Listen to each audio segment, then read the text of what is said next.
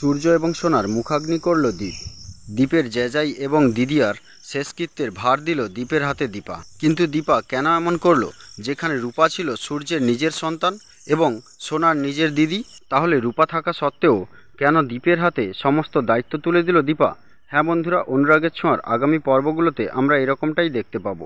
এরকম সিরিয়ালে দুর্দান্ত আপডেট পেতে আমাদের চ্যানেলটি সাবস্ক্রাইব করে পাশের নোটিফিকেশন বেলটি প্রেস করে রাখুন, যাতে আমাদের আপলোড করা ভিডিওগুলি আপনারা সবার প্রথম পেতে পারেন। তো চলুন কথা না বাড়িয়ে শুরু করা যাক। পর্বের প্রথমে দেখা যায় প্লেন অ্যাক্সিডেন্টে সূর্য এবং সোনার মৃত্যু হওয়ার পর তাদের ডেড বডি দীপার হাতে আসে। দীপার হাতে এলে দীপা সমস্ত দায়িত্ব দীপের হাতে তুলে দেয়। কারণ রূপা ছিল সোনার থেকে বড়, তাই বড়কে ছোটর ক্রিয়াকর্ম করতে নেই।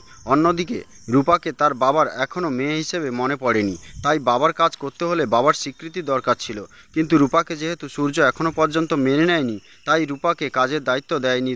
তাই এরকম পর্যায়ে সূর্য এবং সোনার শেষকৃত্য করাও ছিল জরুরি। তাই সূর্যের ভাইপো অর্থাৎ দীপকে দীপা সমস্ত দায়িত্ব তুলে দেয়। দীপই সূর্য এবং সোনার মুখাগ্নি করে। তো বন্ধুরা, আজকের পর্ব এই পর্যন্ত। আবার দেখা হবে পরবর্তী পর্বে।